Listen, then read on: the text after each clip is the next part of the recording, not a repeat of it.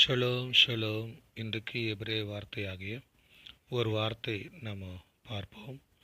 ஹாவோர் உபென் ஹஹோஷேக் அப்படின்னு ஆதியாகவும் 1ஆம் அதிகாரம் 4ஆம் வசனத்தில் இருளு வெளிச்சம் என்று எழுதப்பட்டிருக்கிறது.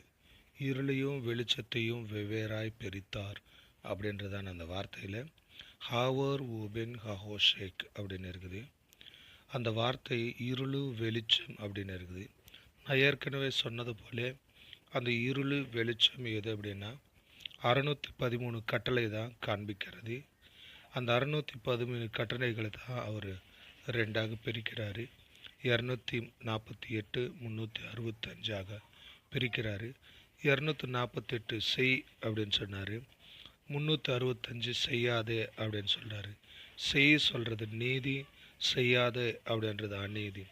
அதனால தான் ஆண்டவர் சொல்கிறாரு, நீதி செய், அநீதி செய்யாதே அப்படின்னு சொல்லி கர்த்தர் சொல்கிறார். இந்த வசனத்தில் இருளு வெளிச்சம் என்கின்றதான அந்த வார்த்தை ஹாவோர் உபென் ஹஹோஷேக் அப்படின்னு சொல்லப்பட்டிருக்கிறது. Shalom shalom. ஃப்ரெண்ட்ஸ், நம்முடைய சேனலை நீங்கள் சப்ஸ்கிரைப் பண்ணி வச்சுக்கோங்க. நிறைய எபிரேய வேதாகமத்திலிருந்து நிறைய வசனங்களை நம்ம மெடிடேஷன் பண்ணுவோம். இது நன்றாக இருக்கும். ஒருவேளை உங்களுக்கு பிடிச்சிருந்ததுன்னா கமெண்ட் மூலமாக நீங்கள் தெரிவிக்கவும். ஷலோம்.